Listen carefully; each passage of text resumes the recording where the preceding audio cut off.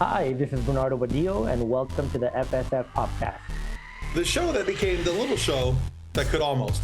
Yep, that's going to be the name of our book. Our show is brought to you by our charity sponsor, the Red Shirt Widows and Orphans Fund, which supports the Wish Upon a Teen Foundation that helps out sick kids when they need it most. Just imagine the comfort you will give Red Shirt crewman number 108. He'll know that when he puts on the red shirt and joins Julio and his cousin Louis on their adventures, that he didn't leave his family destitute and without hope, because the Red Shirt Widows and Orphans Fund has his back, and what's left of his Hugs for Thugs organization. And now, a word from our show sponsor, Level Up Sabers. Their link can be found in the show notes. All right, so our guest today has been involved in movies such as Sully, the brand new coming out, Emily the Criminal, along with television appearances on shows such as Weeds, Dexter, CSI Miami. He's had reoccurring roles on shows like Snowfall, Queen of the South, Animal Kingdom. I could keep going, guys, but he's got a ton of stuff on his IMDb chart. You're going to want to be sure to check that out. We are very happy to welcome Bernardo Badillo to the FSF PopCast. Welcome to the show, Bernardo. Well, thank you so much for having me, and can't wait to answer some on the ongoing questions. Yes, let's do it. There you go. That's right. We got some silly ones. We got some serious ones. We'll have some fun today. We'll share some laughs. All right, so let's get into it. So looking over your list on IMDb, you have spots that are dramas. You have some that are action themed, some that are based on true stories, and some comedies. It's clear that you haven't been pigeonholed and you haven't played like one particular set role. You know, where this is, it's like, hey, what do we need this guy? Well, let's call Bernardo. He can do that guy. You know, that's what he does. But when you're looking at potential roles, despite what the genre is, what are you looking for in a role for you to say, yep, this is the perfect role for Bernardo? I think in the beginning, I just wanted to work. I mean, you know, you're just trying to get credits and have experiences and build up your resume. And now I think it's really shifted for me. I think now I'm trying to find great scripts, great material, things that I haven't done before. I know I'm jumping ahead, but I recently got cast in a show that's in English. I can't really talk about it too much because I had to sign an NDA. But I'm going to start shooting that show, and it's all in Spanish. All my dialogue is in Spanish. So this will be the first time that I get to do an English language TV show where my dialogue is in Spanish. So it's something new, it's something fresh, something that I haven't gotten to do before that people haven't seen from me yet.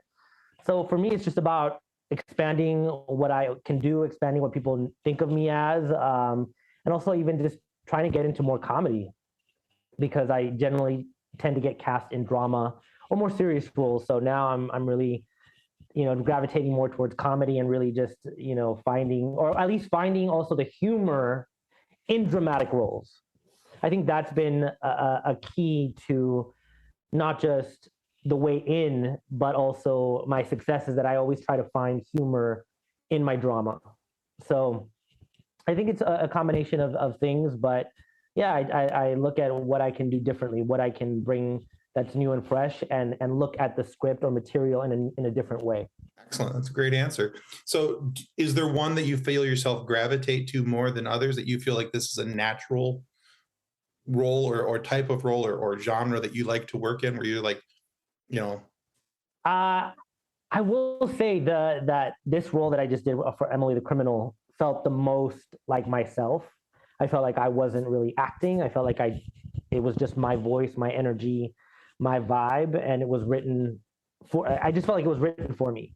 And it wasn't, but I felt like it just felt so easy. And because it is drama, I felt like it didn't require me to stretch so much, because in comedy is a lot harder than drama. So it didn't require me to stretch, but I will say that I felt like I still brought something different or unique, because I did try to find some humor in there as well, but I don't know. I just felt like it fit me like a glove. So I think it's always nice to hear when somebody has found a role that, like, just like you just described, where it's something that fits them and it feels like it's perfect for them. Because I think that as a viewer of that, I think that comes across on camera when somebody's comfortable in the role and they're part of that. It's not just somebody doing a job. They're really enjoying it. They're part of it. And that means a whole lot more I think, for the viewing experience. Oh, well, thank you for saying that. So I was interested reading your mini bio on IMDb. I noticed that it says that you earned your Master's of Fine Arts degree, and then a week after moving back to your hometown, you were cast and you've been working ever since. Yes. So what advantages have you had because of that more extensive education in the arts, besides being cast almost right away and having steady work since then, I guess? Well, when I moved back to LA from New York, my friend had hit me up because she was helping with some of the casting for the film, and it was a friend that I had gone to school with at UCLA in the theater program as well. So I had made those connections, and I think that's, if anything, I would say going to school not only taught me how to act and learn my craft, but also about building relationships. And I think Hollywood is very much about building relationships. Mm-hmm. So she, reached out to me and said, we have this movie that we're doing. I would love for you to come and audition. She wasn't the casting director, but she was helping facilitate that. And I came back, auditioned for that, did not get that part that I auditioned for, but they gave me a smaller role, which was a one-liner, and I became SAG because of it. And ever since I've been working. So I would say that, yes, I learned the craft. Yes, I feel like I have my own technique and the things that I do for each role. And they're different. They vary depending on the role. But I think the most important thing is having that community of other actors, performers, writers, directors, producers that you meet in school, because they're the ones that are going to be casting you in the future. They're the ones that are going to be, making the decisions. And so I think relationships are what I took away from my schooling experience. Yeah, sure. Definitely. I can totally see that. Like you said, Hollywood is about connections and making sure that you have the connections to get where you want to go. Yeah. But that's cool. Yeah. And as a matter of fact, there was a director that directed me in a short at UCLA, and I had been cast in Queen of the South, and I did multiple episodes, and he actually was one of the directors of one of the episodes that I did. So he really, embraced me and really tried to showcase me as much as possible in that episode that he directed. So you just never know. And it was like, I don't know, like 10, 15 years later. So that's cool. Never know.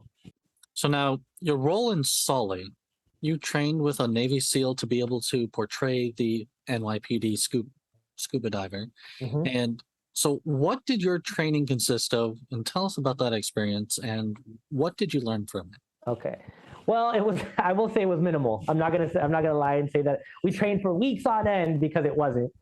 But we shot part of it in New York and then part of it at Universal Studios on the lot in front of a blue screen in the lake there. I don't know if you've ever been, but they have a tram that goes through the back lot, and they have a blue screen with a lake. And so there, Jerry Ferrera, who plays my partner in the movie, we both went and trained and had like a mini, I don't know, a couple hours the first day, a couple hours the second day, where we wore the real outfits. So we wore the tank, the helmet, everything. We did exercises in the water. I don't know.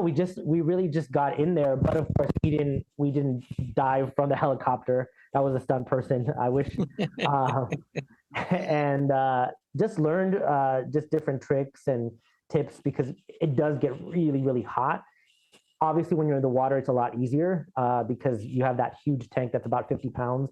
And you're shooting during the summer, and it's hot and it's sticky, and you're trying to walk with these flippers on set and trying to get to the water. So, but yeah, I mean, we just went through some drills and dove a little bit down in there and just practiced as much as possible and swam some laps and just tried to get comfortable. It was more about getting comfortable with it than doing any deep sea diving. Right. And what did you learn from it? I would say how hot those things are and how tight. They were so tight. I mean, you could barely breathe in them. You were like constrained and constricted. So that was hard. When you're outside of the water, they're really constricting. Obviously, when you're in the water, you're fine. But when you're outside of the water, I was like, you're choking. So kudos to them, because it is not easy. Easier said than done, for sure. And now I think there should be a children's book written about it called Bernardo the Baby Seal. Oh my God, are you kidding me? That'd be incredible. I might write that. Feel free to take the title. So It just, yeah, that just seems to talk to me. Bernardo the baby seal, talk about your, anyway. All right. So in the bio that your rep sent us, it said the following, and I'm going to quote it because, you know, it is easier this way. All right. So it says, growing up, Bernardo considered himself dramatic and eccentric, participating in numerous school plays, pageants, singing, and dancing. So let's talk about your influences as a young man and what sparked your interest to get to the point where you considered yourself to be dramatic and eccentric. I got babysat a lot. And so I was at different houses all the time because my mom was always working. And I just watched a lot of TV. That was sort of my escape. I watched a lot of telenovelas with my family, with my aunts and uncles and grandmas. I would just sometimes hide in the room and just watch a bunch of shows and movies. I was watching, you know, Nightmare on Elm Street when I was like 6 years old. I was Freddy Krueger when I was 7 years old for Halloween. You know, I had the glove and the mask and everything. I mean, I just always gravitated towards films and TV and imagined that I would be doing that one day. I didn't know that it was a job. I didn't know it was called being an actor per se. But I just thought to myself, this is what I'm going to do. This is who I'm going to be. And I would go watch a movie, maybe even a TV show, and then I would go into my room and create all these scenarios that I would act out. I remember watching Curly Sue, the movie, in the theaters, and thinking that I would be in part 2 and that we would see each other on New York street and have these dance numbers and all this craziness. And I was just like, I don't know what I was thinking, but I was like, I'm going to do this. You know, this is my dream. And I always felt like, you know, I didn't come from a performing background, or nobody in my family was ever an actor or an artist. I come from a family of blue collar workers. And so they were not necessarily interested in the arts as a career. So I had to really just, you know, go for it. And I'm sure they thought that I was a little crazy and nuts. And I always liked to perform and dance and be dramatic. And I was definitely a little bit of the black sheep of my family. So, you know, and growing up Latino, it's not a common thing to always, yes, dancing, but not necessarily like wanting to be in the arts, or, you know, it's not a common thing, especially, you know, growing up in the 80s. I mean, I think now things are changing, but before, in the past, it wasn't a thing. You know, especially when you have family members that are immigrants and they come to this country and, you know, they're trying to make a better life for themselves. They're not thinking about how are we going to get into that film or TV show to make a living, right? So that wasn't common, but I just said, I'm going to do it. And luckily my mom always believed. She always told me, she said, I had a dream that I saw you on a late night talk show talking to somebody, and I believe that you can do it. Actually, that's awesome. About it. So I have yet to be on a late night TV show, but I'm working, I'm doing it, I'm performing, I'm getting to act, and I'm super lucky. So, well, I promise you, when I watch this, I'll watch it late night. So perfect. Well, check. Episodes are released at midnight, so exactly, yeah. Perfect. So at 12:01 on exactly 12:01 on a Friday, you are on a late night. You're on a late night TV show, sir. Yeah. There you go. Oh goodness. So, speaking of being young, I'm curious about your perspective of the arts. Mentioning that your mom had your back, that even though that wasn't necessarily what was expected of you, but she's supportive of you and she knows that you can do this. And especially with education in the arts, I have a daughter she'll be 4 next month. And so she loves to sing, she loves to dance, she plays drums like most little kids do, which is on par with Animal from the Muppets, but she loves it and she's having fun. She's making up stories, she's singing her own songs. So with your education in the arts, what can I and what can other parents do to help children so that we continue to have these wonderful artists in the future and let them flourish? I mean, I think it does start young in terms of, if that's what they want to do. I feel like going to classes, singing, dancing, acting, I didn't have that luxury. So I would have loved to have started earlier than I did, because I really didn't start working professionally until I was like 25. But that's because I felt the need to have to train, to have to work on my craft. So if anything, I would say maybe not have them work professionally right away, but start the process of getting them into classes where they're studying the technique and studying and learning, because I do believe that creates longevity versus someone who just wants to be famous. You know what I mean? It's like, do it for the love of it. And if they love the actual act of dancing and singing and performing, then I feel like they will have a longer career versus someone who is just doing it because they want to be famous, right? So I think the discovery as they go along, as they get older, like, do you really want to do this, or is this not really something for you? And I think going to class, I think that's really, really important. So get those kids into class. Awesome. I love that. Great advice. So we all have that one little thing that is close to our hearts. What project that is a little less known that is really close to your heart? That's a tough question. Honestly, I would probably say Queen of the South. I'm not saying that it's not known. I don't know that it has the audience of maybe say like a CSI, right? Mm-hmm. But for me, that was one of the first experiences where I got to work with a predominant Latino cast, where they were the main focus, where they were not only in the cast, but also producing, directing, writing the show. The showrunner was Latino. The main director that I worked with was Latino. The DP was Latino. Alicia Braga is Brazilian, Latina, obviously, and she was also the executive producer.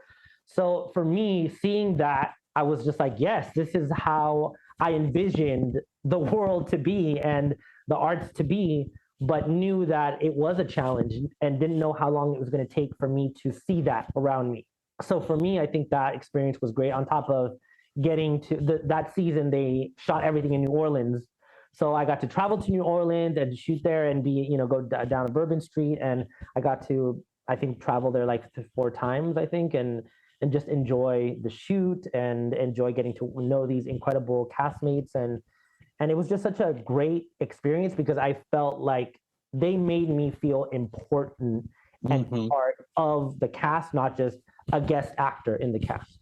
Right. So, we would rehearse the scenes, which doesn't often happen. We would have, some pretty long rehearsals even before we started shooting, and they would be like, no, I need Bernardo here. And we want him in rehearsal and we want this and that. So I felt included. I felt part of it versus just a guest. So that's cool. I would say that was an incredible experience for me. That's awesome. All right. Yeah. And now a word from our sponsor. Since 1982, Vital Signs and Graphics has been helping professionals with all their image, logo, and design needs. Perhaps you're looking for signs and banners, truck and trailer lettering, business cards, brochures, or other image and marketing aids. Vital Signs and Graphics in-house design studio has you covered. From logos to apparel, start to finish, Vital Signs and Graphics has everything you need to look and feel professional. Call Rick at 231-652-3300. He'll get you noticed. Welcome back to the FSF PopCast. So today is August 12th. The day that we're speaking is August 12th. And you've got a couple of big things going on. So let's talk about the first one. So the first one is the movie Emily the Criminal. It opens today. And it's drawn rave reviews all throughout Sundance film festivals. It's got critics galore praising this thing right and left. Now, unfortunately, I have not had a chance to see this movie yet. I'm looking forward to watching that. I'm going to try and find a way to find it over this weekend and have a chance to sit down and watch it. I did watch This Fool a little bit today, and that one. I did get some laughs out of that. That was pretty funny. And I think Kathleen has a question about that one coming up. But let's talk about Emily the Criminal first. Now, that's with you, Aubrey Plaza. You play a character named Javier. Would you mind taking the audience through that show a little bit and tell them a little bit about it, your character, and what they should be looking for? Yeah. So in the movie, Aubrey's character, Emily, is saddled with debt, and she has a previous felony charge. So it's been very difficult for her to get a high-paying job. And she works at a catering company. I am her coworker at this catering company. She does me a favor to cover one of my shifts, so I give her the number of my hookup. And the hookup is a basically an illegal crime ring of dummy shoppers, where you get a fake credit card, a fake ID, and you go and purchase for them a big box item, maybe big screen TV. Then you go and deliver it, and they pay you $200 for it. As the movie goes along, she starts to get deeper and deeper into it, and insanity ensues. So it gets a little crazy. And I'll leave it at that because I don't want to ruin too much of the movie. But I think her coworker, and I will say that she leaves me to start doing all these jobs, and I'm not happy about it. All right. So where can people find your movie right now? I know it's playing in across the country and a lot of the AMC's theaters. I know it's also playing in a lot of independent cinemas as well. But yeah, it's in theaters across the country, and I think it's coming out soon internationally. In case you have some international followers, I know Universal is distributing it internationally. So, but yeah, anywhere that you can go see a theater. A movie in the theater, please go in and check out and see if they have it. But yeah, it comes out today, and I can't wait for people to see it. I love the movie, not because I'm in it, but because it's really good. So and Aubrey kills it. So yeah, everything that I have read about the movie, it's I think the lowest out of 5 stars I've seen is 4. Yeah. Everybody's nailing it. Just like this is a can't miss. You have to see a movie. Yeah. So I am looking forward to finding it and getting a chance to watch it. So. Oh yeah, please like email me and let me know what you think. I'm absolutely curious. I'm excited. Absolutely, we'll do. I mean, I have to say that I was looking at it and I'm like, okay, so it's Aubrey Plaza, Aubrey. My brain is broken today. It has been a week, but I'm like, okay, so Aubrey Plaza's in this. I'm going to love this anyway. Yeah, she's great. But then legitimately reading the reviews about it and reading the synopsis, I'm like, this is going to be fun. It is. It's a wild ride for sure. You're like, not because I'm in it, but even like, I watched it recently again, and we went to the premiere, and I was just like, and I already know what happens. I know what happens, but I was like at the end of my feature, I was like, and so I feel like I also watched it yesterday in previews with some friends, and the audience would be like, oh no, so they're like yelling and screaming and like, and laughing and it's not a comedy, but there are comedic moments within the drama. Mm-hmm. And that's what's great about this movie is that because Aubrey's known for her comedy, I think it's such a 180 in terms of her performance and the dramatic work that she does, and she kills it. And like you root for her even though she's an anti-hero, Yeah. Or heroine. Sorry. That's so much fun. Yeah. So as Tim mentioned, today is August 12th, and that is a huge day for you because you also have your new show premiering on Hulu. Mm-hmm. So please tell us about The Fool, your character, and why people should look at it. So this fool is that's okay. This fool is this. So in the Latino community, we're always like this fool. Like that's just a thing that we say to be like this, this guy or whatever. We say this fool. So it's a very Latino centric show. It's about 2 cousins, one that just got out of prison and one that works at I think Hugs Not Thugs. And it's basically a reformation center for recently released prisoners, and it's like this odd couple dynamic. One of them is straight laced, the other one is like I said, just got out of prison, and I play their cousin because they're cousins. I play a third cousin, and I have beef with the one that just got out of prison. In the episode that I'm in episode 8. But I have a lot of friends that are in the show, Latinos that I love and that I admire. So, and then Fred Armisen executive produced the show. Michael Imperioli is also in it. I got to work with him a little bit. And it's a great, funny show. Like, even if it's not your type of show, like that you normally would watch, I think it's pretty funny. Like, it's just hilarious. I was even laughing. just watching and reading the script and watching the other actors on set, I was just like, oh my gosh, this is so funny. It's just great. And like the reviews too have been great. I started to read some of the reviews today, and they love it. So I'm really excited for people to watch it. Yeah, and all the episodes are streaming today. Yes. Awesome. Goodness, what's the Kathleen's brain malfunction is spreading this way. You're welcome. Apparently it is. okay, so the straight lace character, I can't remember his name. Chris Estrada. Yes, thank you. Yeah, so in the show, he's standing there and he's talking to somebody about, trying to come to in the first episode, he's trying to talk to him about coming on to the, and joining the organization. And he's showing the coffee mug. You get a coffee mug. Like that was the sales pitch, Selling point, yeah. Yeah, that was the selling point. That was what going to get him to come to the organization. And he's trying to tell him about how he grew up in the streets and how he was out cruising. But in the cut scene, it's him on rollerblades. yeah.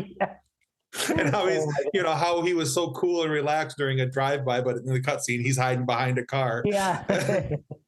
Wait, the parallel to real life is kind of hurting over here. Join us. You'll get a coffee mug. Oh, perfect. I want that.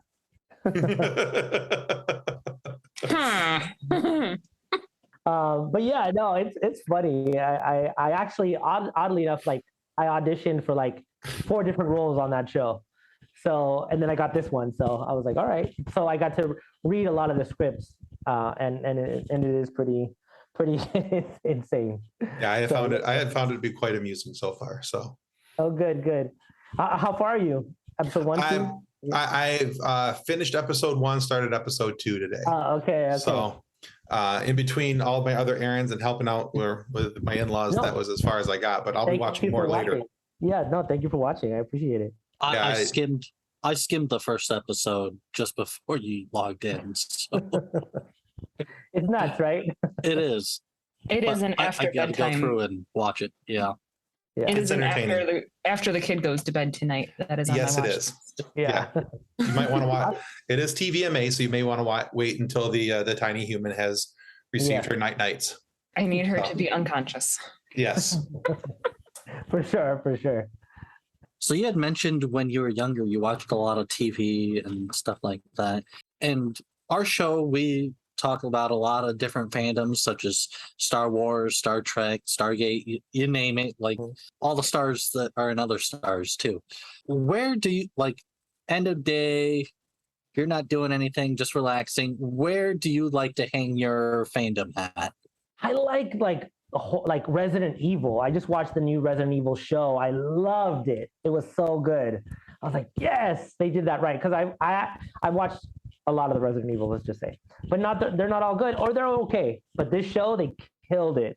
So I kind of like that horror, sci-fi. Alien is like one of my all-time top 5 movies of all time. Part 2, sorry, Aliens, James Cameron. Bow down. So I kind of like, that's what I like. Like, even Terminator 2 is sci-fi horror in a way, so that's really where I like to live. Of course, like I can admire, the Marvel universe, and I go watch all the Marvel movies or whatever, but they're not my favorite. I like them and I can enjoy them and appreciate them, but I would say more of in the horror sci-fi genre. That's where I live. So watching Resident Evil, I was like, okay, they did that right. Yeah. Okay. So that's what I like. Have you had a chance to watch the new Prey movie? The new Predator? I am dying to see that. Everyone's talking about it. And I'm like, they say that's like the best Predator movie in years. Yeah, I am. That's another thing that I'm hoping to watch this weekend. I have not had a chance to yet. I've read nothing and seen nothing but rave reviews about it. And so I'm really excited to see that. So yeah, no, me too. I remember, I actually vividly remember watching the first one, Predator, like with Arnold Schwarzenegger, and I was like, oh, this is awesome. And I thought it was just so genius when he can't see him, the Predator can't see him because he's in the mud, and I just like, yes, I love that. I don't know, I always grew up watching horror movies, and I was obsessed with horror movies. But then I started to get more into the sci-fi horror element of it all, and I was like, yes, this is I want to be it. So to answer your question from previous, I would love to be in a horror film or even a horror comedy. I love all of that. All right, cool. Yeah. Excellent. When I first saw the trailer for Prey, I didn't realize it was another Predator movie. And I was like, wait, is this the new live action Pocahontas? Like, oh my gosh, that's funny. Wait, have you seen the Prey yet? I have, yeah. How is it? I enjoyed it. Okay, cool. Yeah, So- I haven't heard anybody that said that it was bad. So Right. But I was like, well, if this is the live action Pocahontas, I'm in. there might be soon. All right. See, I haven't really gotten into a lot of like sci-fi horror stuff. Like I don't know if I've actually ever seen any of the Alien movies. I might have seen the original, but like Hold on, I'm looking for the eject button. forever ago, right? I know. All right, Bernardo, we are at a point in our show where we like to take our guests through a little bit of a quiz. Okay. All right. Yeah, we don't warn you about this so that we can make sure you're surprised. Okay. All right, so. And I am. All right, this is a 4-question quiz. All the questions are multiple choice. Actually, no, your quiz is true or false. Oh, okay, cool. All right, so it's 4 questions, true or false.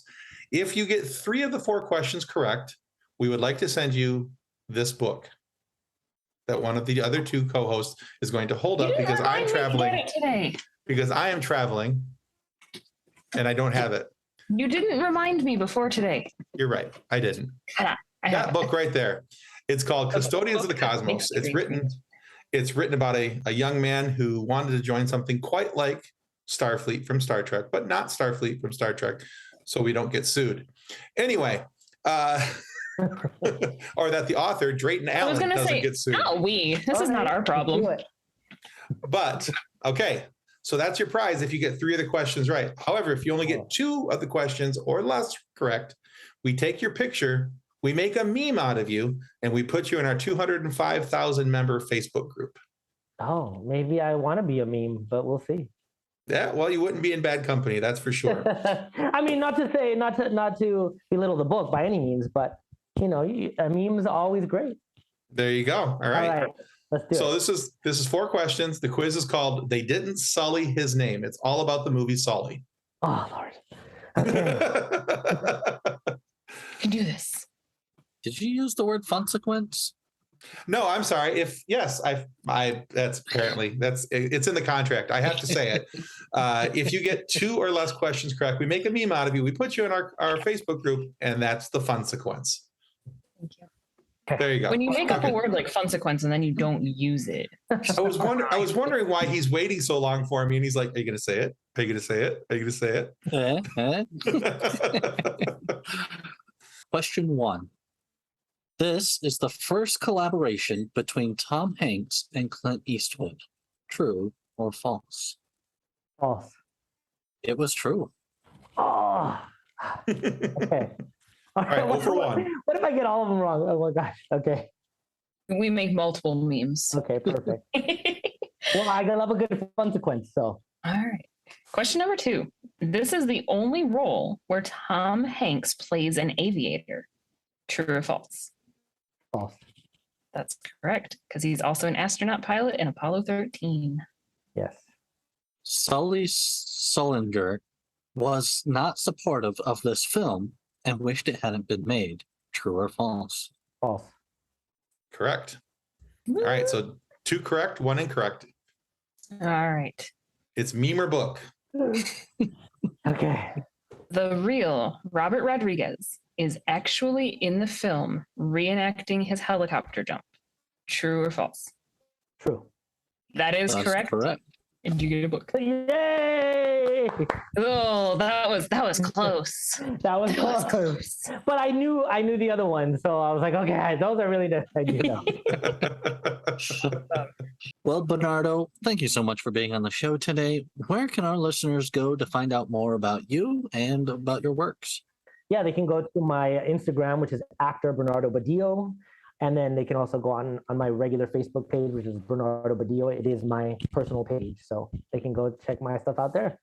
We will definitely link your socials so that our viewers and our listeners can go and follow the awesome work you've got coming out. Awesome. Thank you so much. Hopefully we'll get to do this again soon. Yeah. That'd be cool. Yeah. All right, I want to remind everybody that subscribing is the single most important thing you can do to ensure that we get more amazing guests like Bernardo Badillo here, and funny moments for you to be able to listen to. So please subscribe. It helps out more than we can ever really tell you. And make sure you go check out Bernardo on his socials as well. You won't be disappointed. If, however, you are not happy with the content of our show today, please feel free to lodge a complaint with the head of our complaint department, Javier from Emily the Criminal. Look, sure, he starts off with credit card scams, but we're sure he has some other connections, if you know what I mean. So send in multiple copies of your complaint, because when he's shuffling around all that credit card information, the last thing you want is for your complaint to get lost in the shuffle.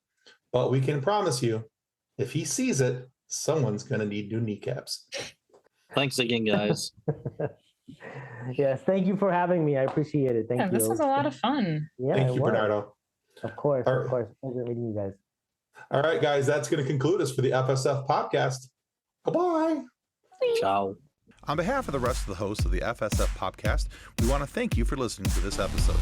If you'd like to be a guest on a future episode, please contact us by means of Twitter or Instagram using the handle @FSF PopCast, or go to www.fsfpopcast.com and click on the Contact Me link. Thanks again, and hope you enjoyed the episode.